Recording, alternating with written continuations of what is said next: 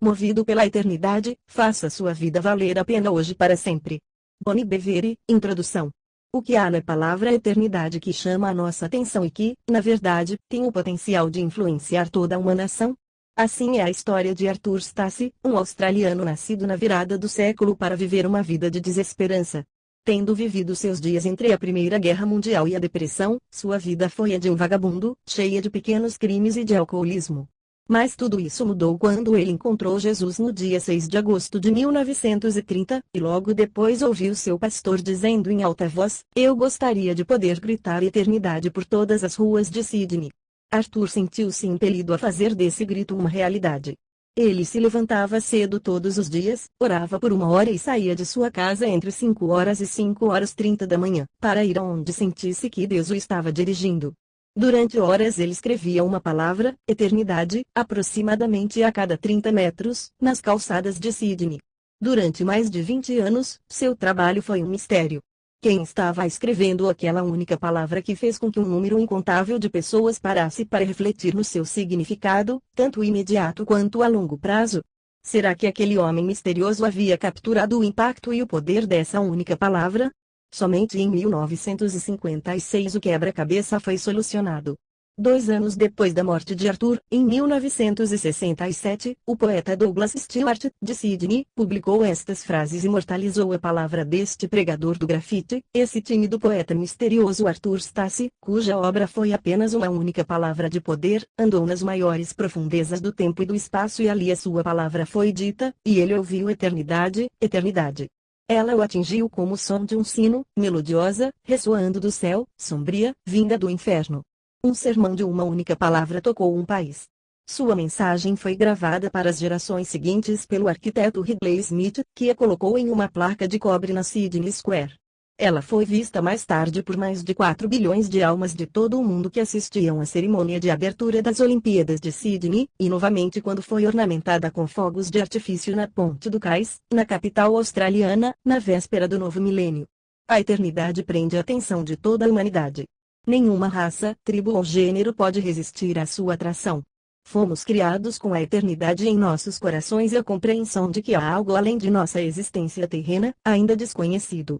Portanto, é sábio mergulhar mais fundo naquilo que o nosso Criador diz com relação à eternidade, afinal, a sua palavra declara, muito antes de o mundo existir, desde a eternidade, eu sou Deus. Quando eu faço alguma coisa, ninguém é capaz de impedir. Is 43, 13, Abv. Foi exatamente por esse motivo que você escolheu este livro. E acredito que a sua escolha foi sábia. Vamos orar juntos antes de começarmos. Eu mesmo fiz esta oração em voz alta em meu escritório, antes de orar com você, querido Deus da eternidade, Criador de todas as coisas e Senhor do universo, venho a Ti em nome de Jesus Cristo, Teu Filho. Peço, em concordância com Teu servo Boni Bevere, que neste dia Tu unjas os meus olhos para ver, os meus ouvidos para ouvir, e que me des um coração para perceber e compreender o que Tu estás dizendo a mim através desta mensagem. Reconheço a necessidade que tenho da ajuda do Espírito Santo para saber qual é a Tua vontade e quais são os Teus caminhos para a minha vida. É meu desejo agradar-Te por todos os dias da minha vida, assim como por toda a eternidade. Mostra-me não somente os Teus caminhos, mas também o Teu coração, para que eu possa conhecer-Te, porque esta é a vida eterna, conhecer-Te intimamente como meu Pai Celestial. Obrigado pela Tua impressionante fidelidade, graça e misericórdia. Vamos começar sabendo que o Espírito Santo lhe dará a percepção e o entendimento que você não poderia obter por si só. Que empolgante certeza! Capítulo 1. O Eterno. Ensina-nos a fazer o máximo com o nosso tempo e dá êxito aos nossos esforços. Sim, dá êxito aos nossos esforços. Salmo 90, 12, 17, NLT. O desejo da maioria das pessoas é viver uma vida que vale a pena. Isto é um direito e é uma aspiração que vem do coração de Deus. Foi o que Moisés pediu na oração que lemos acima. Ele começou pedindo sabedoria para fazer o máximo que pudesse com seu tempo. Muitas coisas que perdemos na vida podem ser restauradas, no entanto, o tempo mal utilizado nunca pode ser recuperado. Depois que o sol se põe, aquele dia se vai para sempre. A oração termina com: dá êxito aos nossos esforços, frase que é repetida em seguida. Por que ela é repetida? Moisés não tinha nenhum problema de gramática ou de memória. Isso, na verdade, é a representação de um estilo literário encontrado na escrita hebraica. A repetição é uma forma de enfatizar algo. Em português, quando queremos realçar a importância de uma palavra ou frase, usamos diversos métodos. Podemos colocá-la em negrito, em itálico, em letras maiúsculas, sublinhá-la ou acrescentar um ponto de exclamação no final. Todos esses recursos são formas de chamar a atenção do leitor para algo que é muito importante. No entanto, os escritores hebreus costumavam escrever uma palavra ou frase duas vezes para destacá-la, mas não porque fossem dados a exageros, eles eram sempre cuidadosos com suas palavras. O fato da frase em questão aparecer duas vezes nesse trecho das Escrituras demonstra não apenas que é a vontade de Deus que tenhamos êxito, mas que ele é veemente em relação a isso. A ênfase nessa frase vem dele. Fomos criados para ter sucesso. Deus quer que a nossa vida seja significativa. Antes de ser um desejo nosso, foi primeiro um desejo de Deus, e ele faz com que isso seja conhecido ao longo de toda a Escritura. Deixe-me relacionar apenas duas passagens. O Senhor, teu Deus, te fará ter êxito em tudo o que fizeres. DT 39, NLT, ênfase do autor. Observe a palavra tudo, não algumas coisas. Lemos também, não cesses de falar deste livro da lei, antes, medita nele dia e noite para que tenhas cuidado de fazer segundo tudo, quanto nele está escrito, então farás prosperar o teu caminho, e serás bem-sucedido. JS 1:8, ênfase do autor. É preciso ter visão de Deus para desfrutar do sucesso.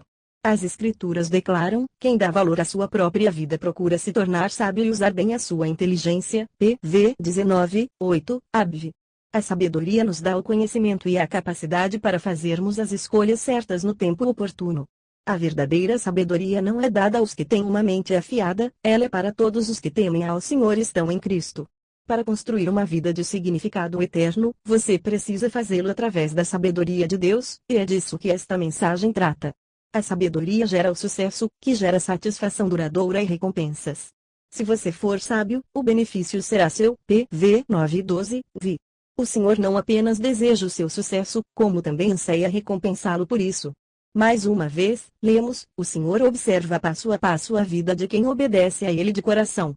Preparou para eles uma recompensa eterna. SL 37:18, ABV. O fato de que Deus deseja que tenhamos êxito foi enfatizado por boa parte das igrejas nos últimos anos, como de fato se deve fazer. Entretanto, o sucesso muitas vezes é interpretado por nós segundo a forma pela qual a sociedade o define, e não como Deus o vê. Ele é visto com olhos temporais em vez de ser visto com olhos eternos. Isso gera uma compreensão nebulosa do sucesso, e acaba resultando em buscas erradas. Um dia, todos nós compareceremos perante o juiz do universo, Jesus Cristo, e se tivermos feito nossa vida valer a pena através da sabedoria de Deus, seremos recompensados eternamente. Da mesma forma, se nos perdermos em nossos afazeres, seremos punidos ou sofreremos uma perda eterna. Sendo assim, seria sábio gastar tempo procurando descobrir o que Ele espera de nós. Este é o foco deste livro, fazer a sua vida valer a pena, não apenas hoje, mas por toda a eternidade. E a Bíblia é clara quanto à forma de alcançar esse objetivo, portanto, se queremos ser motivados pelo que é eterno, vamos começar adquirindo o entendimento do que isso significa. Eternidade. Leia com atenção estes dois versículos, ninguém pode entender a eternidade. Jó 36:26, ABV, ele pôs a eternidade no coração do homem. Ec 13:11 Eternidade. O que é? Como pode ser definida? Como pode ser entendida? Um dicionário americano a define como tempo infinito, outro, como estado de existência fora do tempo. 2. Como um dicionário pode definir que a eternidade existe dentro do estado temporal, e outro a definir como algo fora dele? E por que isto nunca foi questionado? Será que não questionaríamos um ou dois livros científicos se eles definissem que algo em nosso mundo existe em estados diferentes? Suponhamos que um livro definisse um peixe como um vertebrado que vive na água e outro registrasse que ele vive em ambientes secos. Imediatamente chegaríamos à conclusão de que um deles estava errado e o jogaríamos fora. No entanto, por que não questionamos e jogamos fora uma das definições de eternidade dos dicionários? A verdade é que a eternidade não pode ser compreendida mentalmente. Nossas mentes são finitas e estão proibidas de captar conceitos relativos ao que é perpétuo ou eterno. Permita-me ilustrar o que digo. Pare por um instante e imagine onde se encontra o fim do universo. Pense nos seus limites exteriores. Se puder fazer isto, então o que você encontra na fronteira? Um muro. Do que ele é feito? Qual a sua espessura? Será que o lado externo do muro seria o ponto exato do fim do universo? Se for, o que há além da parte exterior do muro? Mais espaço? Isso não viria a ser uma continuação do universo. Onde fica o fim? Apenas pare e pense nisto. Ou que tal um poço sem fundo? Pode-se imaginar caindo em um buraco onde você nunca para de cair. Você nunca atingiria solo nem o veria, apenas continuaria caindo e caindo para sempre. Duas coisas, e não apenas uma, causam um curto-circuito em nosso raciocínio aqui. Primeiro, a ausência de fundo. Segundo, um tempo interminável de queda. É difícil de compreender e soa como um conceito de ficção científica, mas existe um lugar assim que é mencionado 7 vezes nas Escrituras. E quanto ao próprio Deus, o Criador do homem? Faça uma pausa por um instante e pense em seu começo, ou, eu deveria dizer, em seu não começo. As Escrituras afirmam que ele é de eternidade a eternidade. Se ele não nasceu, se ninguém o criou, então como ele começou a ser quem ele é? Como evoluiu? A verdade é que ele não evoluiu à condição de Deus, pois o salmista declara, antes que os montes nascessem e se formassem, de eternidade a eternidade, tu és Deus, SL 92. Medite nisto por algum tempo e você frustrará o seu raciocínio intelectual, pois, como Jó escreveu, ninguém pode entender a eternidade colocada em nossos corações. O que na verdade é declarado como inatingível pela nossa mente natural foi colocado em nosso coração pelo Criador. Nosso coração reconhece a eternidade. Ela nasceu em cada ser humano. É por isso que diz o insensato no seu coração, não há Deus, SL 14, 1, ênfase do autor. Observe que o versículo não afirma diz o insensato em sua mente. Há muitos ateus que negam enfaticamente a existência de Deus, mas bem lá no fundo eles sabem que ele existe, pois essa certeza foi plantada bem no fundo de seus corações. Eles ainda não endureceram o coração até o ponto da total degeneração. Tenho um amigo que, anos atrás, era ateu convicto, ou, ao menos, pensava ser, e não permitia que ninguém testemunhasse para ele. Na verdade, certa vez arrancou a Bíblia das mãos de um colega de trabalho, atirou-a no chão e pisou nela, amaldiçoando o homem e sua Bíblia. Ele acusava aquele homem cristão de ser fraco e destituído de cérebro. Mais tarde, após anos de ateísmo confesso, ele passou a sentir fortes dores no peito. Os médicos o abriram para fazer uma cirurgia exploratória imediatamente e o fecharam. Os especialistas lhe disseram que ele tinha menos de 24 horas de vida. Deitado na cama naquela noite, ele percebeu que estava indo para o seu eterno lar, e que não era absolutamente o lugar onde ele queria terminar. Como sabia disso, já que não permitia que ninguém compartilhasse as escrituras com ele? Só podia ser porque ele tinha a eternidade plantada em seu coração, assim como as escrituras afirmam com relação a toda a humanidade, porquanto a verdade sobre Deus é conhecida por eles instintivamente. Deus colocou este conhecimento no coração deles, RM 1:19, NLT. Naquela mesma noite, seu coração parou. Ele deixou seu corpo e desceu para as densas trevas. A escuridão era tão profunda que ele achou que estivesse vestido com ela, nem um raio de luz podia ser visto. Depois de cair por um bom tempo, segundo lhe pareceu, ele ouviu os gritos aterradores das almas em tormento. Foi puxado por uma grande força até os portões do inferno, quando, de repente, viu-se dentro de seu corpo novamente. Ele voltara a viver. Na manhã seguinte, telefonou para o único cristão que conhecia. Seu amigo veio e lhe proclamou as boas novas da salvação por meio de Jesus Cristo. Após recebê-lo como seu Senhor e Salvador, seu amigo orou por ele pedindo cura. 3 semanas depois, saiu do hospital andando e ainda está vivo enquanto escrevo este livro. Ele é um milagre ambulante. Como ateu, ele proclamava que Deus não existe, mas a eternidade estava plantada em seu coração. Insensato, por outro lado, é aquele que não apenas negou a Deus mentalmente, mas que resistiu em seu coração até o ponto de cauterizar a sua consciência. Esse está fora de alcance. Uma coisa é prender-se a uma convicção em seu intelecto que pode ser mudada, outra coisa bem diferente é endurecer completamente seu coração. O dicionário bíblico Nugent Bible Dictionary dá esta definição: nas escrituras, o insensato é, em essência, a pessoa que abandona o temor de Deus e pensa e age como se pudesse desconsiderar de forma segura os princípios eternos da justiça de Deus. 3. O insensato pode, na verdade, reconhecer Deus em sua mente, mas nega a existência dele em seu coração, o que se reflete na forma como vive. O temor de Deus é o que mantém nosso coração ao alcance do Espírito Santo. Se esse temor se perder, não restará qualquer esperança para nós.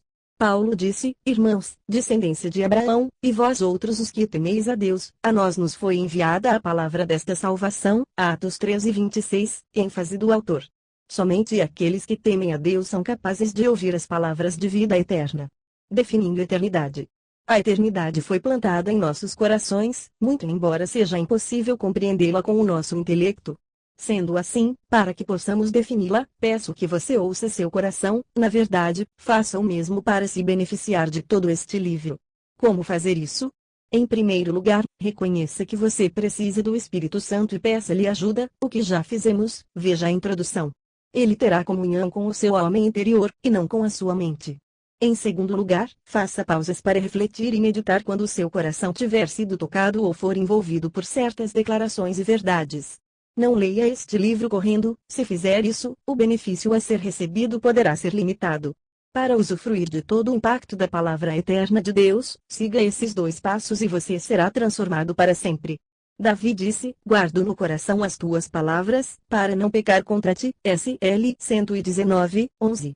Não leia simplesmente para ter um entendimento intelectual, que pode ser facilmente esquecido ou perdido, mas permita que a palavra de Deus seja escondida em seu coração por meio da contemplação e da oração.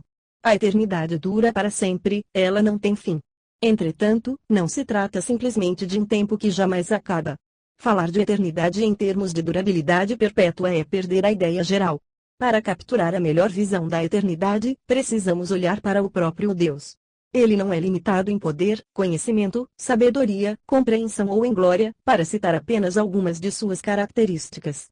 Ele é autoexistente, para sempre foi e para sempre será Deus. Ele é chamado de Pai Eterno, Is 9, 6, NTLH. Algumas traduções da Bíblia dizem, Pai da Eternidade 4. Ele também é chamado de Rei da Eternidade, 1 TM 1 e 17, AMP. Tudo que é eterno encontra-se nele. Tudo que está fora dele é temporal e sofrerá mudança.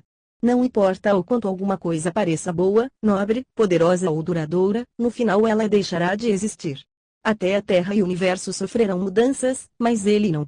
No princípio, Senhor, lançaste os fundamentos da terra, e os céus são obra das tuas mãos, eles perecerão, tu, porém, permaneces, sim, todos eles envelhecerão qual vestido, também, qual manto, os enrolarás, e como vestido serão igualmente mudados, tu, porém, és o mesmo, e os teus anos jamais terão fim. HB 1, 10, 12, NLT, ele não apenas jamais deixará de existir, como também permanecerá eternamente o mesmo. As Escrituras declaram, pois toda carne é como a erva, e toda a sua glória, como a flor da erva, seca-se a erva, e cai a sua flor, a palavra do Senhor, porém, permanece eternamente. Ora, esta é a palavra que vos foi evangelizada. 1 Peu 24, 25. Ele é eterno, portanto, o que ele diz é eterno. Ele não pode mentir, nem o que diz pode ser quebrado. Se não fosse assim, tudo se precipitaria na escuridão total, pois Deus é luz e sustenta todas as coisas pela sua palavra. Nunca pode haver mudança naquilo que ele diz, do contrário não seria mais eterno. Esse é um firme fundamento sobre o qual podemos edificar as nossas vidas. Julgamentos eternos. Muitas pessoas hoje em dia não estão edificando suas vidas sobre o que é eterno, a palavra de Deus, mas sim sobre o pensamento cultural, as tradições, suposições e percepções emocionais a respeito de quem Deus é. Isso não se aplica somente a pessoas que não são cristãs, mas a muitos crentes também. É assustador acreditar em algo temporal como se fosse a verdade eterna. Se esse for o seu caso, seu fundamento está defeituoso e por causa dele você está prestes a cair. Você está acreditando em uma mentira e vivendo num estado de total engano. Fico impressionado com a quantidade de pessoas que encontro que baseiam sua vida naquilo que não é eterno.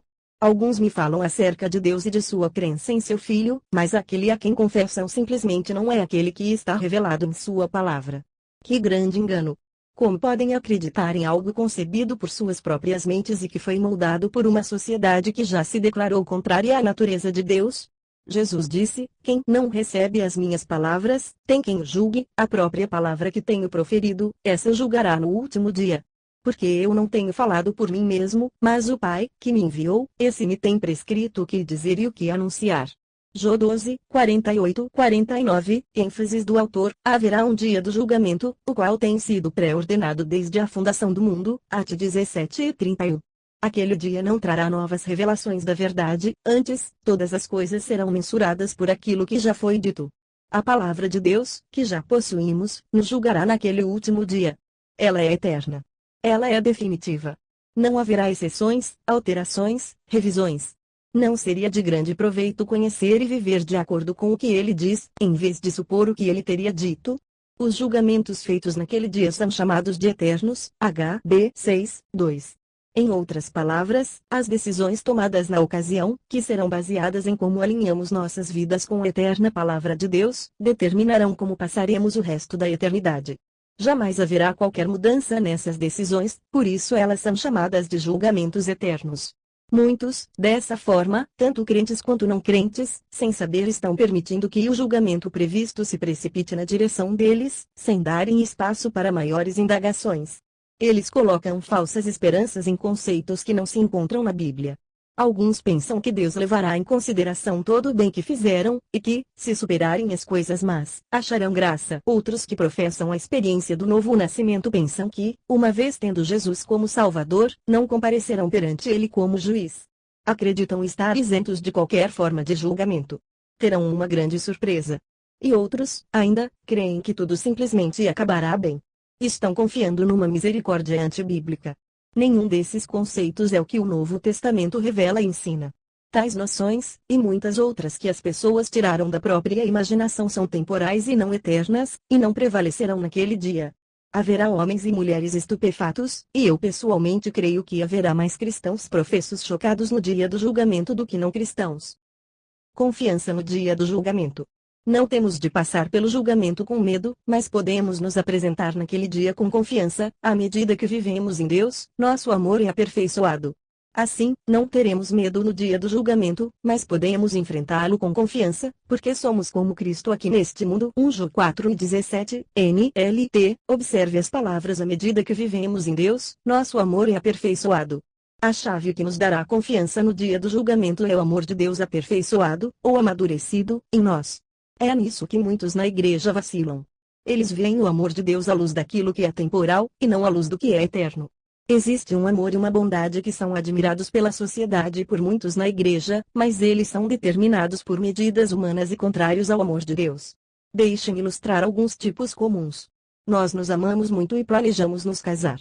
Isso geralmente é dito por duas pessoas que estão fazendo sexo fora do casamento. Não apenas eles estão em pecado, mesmo que acabem se casando, como também aqueles que, como já testemunhei, muitas vezes fizeram esse tipo de afirmação e terminaram não se casando. Esqueceram-se da exortação bem clara que diz: o casamento deve ser honrado por todos, o leito conjugal, conservado puro, pois Deus julgará os imorais e os adúlteros. HB 13:4, vi. Observe que ele não diz os imorais e os adúlteros que não frequentam a igreja, mas sim todos os que têm esse estilo de vida. Sei que não dissemos exatamente a verdade, mas isso ajudará a fechar o negócio e nós garantiremos que eles tenham um tratamento justo. Homens de negócio geralmente falam dessa maneira quando querem garantir uma venda que realmente acreditam que seja boa para as pessoas, mas precisam torcer um pouco os fatos para fazer com que o cliente avance na sua decisão. Isso não apenas é o pecado da mentira, como quase sempre a negociação feita é muito boa para a pessoa que faz esse tipo de declaração. Será que esqueceram a advertência de Apocalipse 21:8? Todos os mentirosos, aqueles que deliberadamente transmitem a mentira por palavras ou atos, todos estes terão a parte que lhes cabe no lago, que arde com fogo e enxofre, Amp. Tudo o que eu disse a respeito dele é verdade. Em geral, essa frase é ouvida quando as pessoas estão falando negativamente, fazendo fofoca ou difamando, de um colega de trabalho, amigo, patrão, etc. Elas podem agir como se amassem a pessoa ou estivessem preocupadas, mas, na verdade, trata-se de difamação. O fato é que você pode estar 100% certo e ainda assim estar errado de acordo com os padrões eternos. Se você se lembra, o filho mais novo de Noé, Cã, relatou com precisão a seus irmãos sobre a nudez e embriaguez de seu pai. No entanto, uma maldição que durou gerações caiu sobre a sua descendência como resultado de Cã ter desonrado Noé ao falar dele. Será que as pessoas que fazem fofoca e difamam a outras se esqueceram da exortação aos crentes registrada em Tiago 5:9? Não murmureis uns contra os outros, irmãos, ou Deus os julgará. Porque, vejam, o grande juiz está vindo. Ele já está às portas, NLT. Os exemplos são incontáveis, mas o que há de comum em todos eles é o fato de serem contrários à eterna vontade de Deus. O fato aterrador é que muitos que vivem dessa maneira e que fazem tais afirmações aparentemente inofensivas podem frequentar a igreja, ser muito gentis e educados, e vistos como cidadãos modelo. Mas como eles estão do ponto de vista eterno? João deu a resposta sobre como aperfeiçoar, amadurecer, o amor de Deus em sua carta. Aquele que diz, eu o conheço, eu o sinto, reconheço, entendo e tenho intimidade com ele, Jesus Cristo, e não guarda os seus mandamentos, ensinamentos, é mentiroso, e nele não está a verdade do Evangelho. Aquele, entretanto, que guarda e valoriza a sua palavra, que tem em mente os seus preceitos, que observa sua mensagem na sua totalidade, nele, verdadeiramente, tem sido aperfeiçoado o amor de Deus. 1 João 2, 4, 5, amp, ênfase do autor, lembre-se de que é o amor de Deus aperfeiçoado, amadurecido, que nos dá confiança para nos apresentarmos perante o nosso juiz. João deixa claro que o amor de Deus é aperfeiçoado ao guardarmos os seus mandamentos, e não nos portando de uma maneira que seja boa aos olhos da sociedade. Tenha em mente que Eva não foi atraída para o lado mal da árvore do conhecimento do bem e do mal, mas para o lado bom. A mulher viu que a árvore era bonita e que as suas frutas eram boas de se comer. GN 3, 6, NTLH, ênfases do autor. Há um bom e belo aos olhos e ao raciocínio do homem que é contrário ao eterno amor de Deus. Trata-se de algo que não é eterno e que não durará. As Escrituras também afirmam que não podemos observar uma parte dos mandamentos de Deus e acreditar que teremos confiança no dia do julgamento.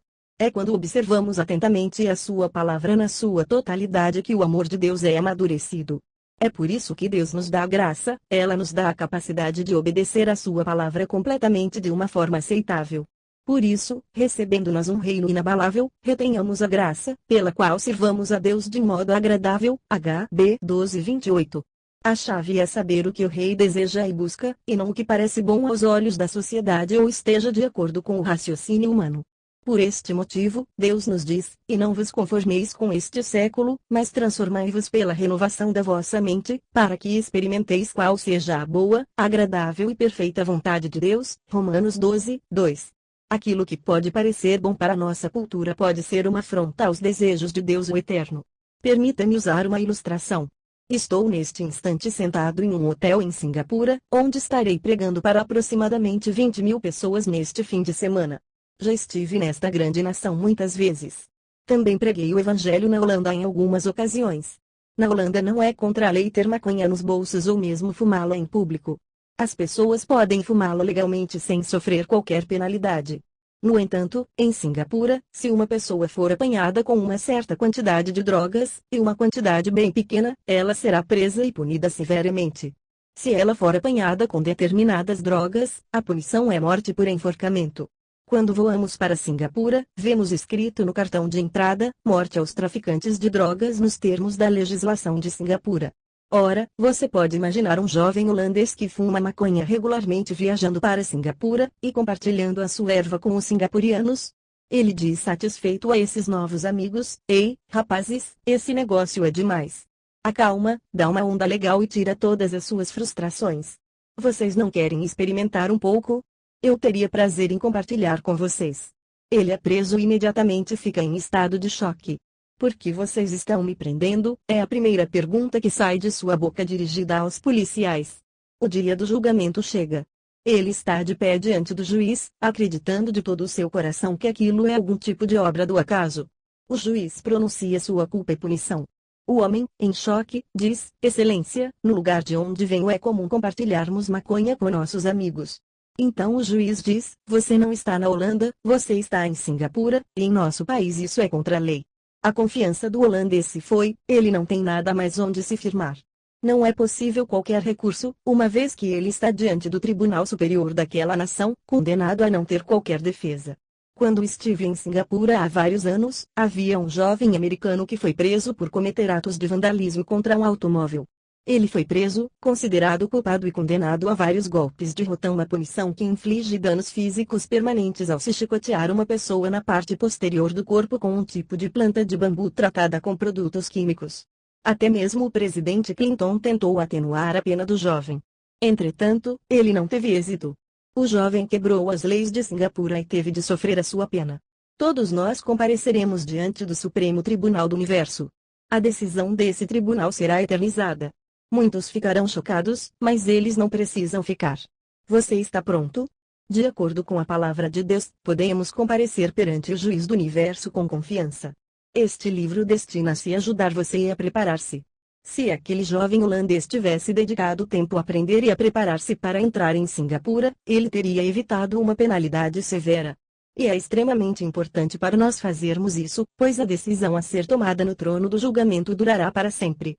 Recompensas. Haverá mais de um julgamento. Haverá um julgamento para os incrédulos, outro para os crentes, e até mesmo um para os anjos. As decisões tomadas irão variar. Haverá perdas e punições, e também recompensas. Analisaremos a questão com maior profundidade nos próximos capítulos, mas deixe-me assinalar novamente que as decisões tomadas serão eternas e essa verdade não deve ser menosprezada. Mais uma vez, tente captar mentalmente o sentido de interminável. É a vontade de Deus que saibamos disto antecipadamente e que nos esforcemos para obter as recompensas. Paulo disse: não sabem vocês que, em uma corrida, todos os corredores competem, mas apenas um recebe o prêmio. Então, corram a sua corrida de tal maneira que possam alcançar o prêmio e torná-lo seu. Ora, todo atleta que entra em treinamento se porta de forma moderada e se domina em todas as coisas. Eles fazem isto para ganhar uma guirlanda que logo murcha, mas nós fazemos isto para receber uma coroa de bênçãos eternas que não pode murchar. Por isso, não corro de forma incerta sem meta definida. Não luto como alguém que desfere golpes no ar sem ter um adversário.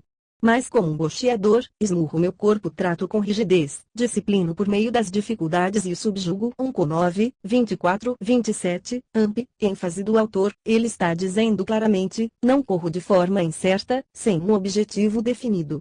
Uma outra versão diz, então corro direto para o alvo com propósito em cada passo, NLT. É exatamente isto que cada ser humano deve fazer, correr com a certeza e o propósito de vencer. Não estamos competindo com os outros, apenas com nós mesmos. Apenas pensar que tudo acabará dando certo no trono do julgamento não é o bastante. Não temos desculpas, pois Deus fez com que a sua vontade se tornasse disponível para nós. Haverá multidões de pessoas que se saíram bem em relação a outras com quem se compararam, mas que não permitiram que o Eterno dirigisse e preenchesse suas vidas. Daí o título deste livro, Movido pela Eternidade. A palavra mover significa impulsionar. Também quer dizer dirigir, controlar ou direcionar. Outra definição é fornecer a força motriza. O que está guiando e motivando a nossa vida nesta terra? As coisas eternas ou as temporais? Ela está baseada na sabedoria divina? Ou estamos nos comparando com os outros? Ou temos dado ouvidos a bajulações, tradições ou mitos proclamados em certos púlpitos ou em certas escolas? Será que aquilo sobre o qual edificamos as nossas vidas permanecerá perante Ele no trono do julgamento, ou nossos esforços serão perdidos para sempre? Lembre-se, nós já sabemos qual será o critério de julgamento, a própria palavra que tenho proferido, essa julgará no último dia, Jó 12:48. Muitos ficarão estarrecidos ao comparecerem diante de Jesus Cristo no dia do julgamento. O maior número deles não será de incrédulos, mas de cristãos professos. Sim, serão aqueles que encontraram segurança no que o Novo Testamento ensina, mas deixaram de procurar o sentido geral de todo o quadro. Minha pergunta a vocês é esta: querem descobrir a verdade depois que a decisão eterna tiver sido tomada e quando já for tarde demais para uma mudança? Ou preferem saber agora qual será o critério segundo o qual serão julgados? O próximo capítulo terá início com uma alegoria, uma espécie de exemplo para auxiliar nossa compreensão, que prosseguirá no capítulo subsequente. Leia com atenção e procure lembrar-se dos detalhes, pois faremos referência a eles com frequência. A história desse exemplo será concluída no capítulo 8, e as verdades serão debatidas ao longo do restante do livro. O livro gira em torno dessa alegoria, portanto, não pule essa parte porque você poderá desejar consultá-la novamente à medida que o ensino for progredindo. A maior parte do que compartilho neste livro Deus tratou comigo pessoalmente com severidade. Dividirei com o leitor alguns dos meus próprios erros, que foram examinados pelo Espírito Santo sob o microscópio da sua verdade.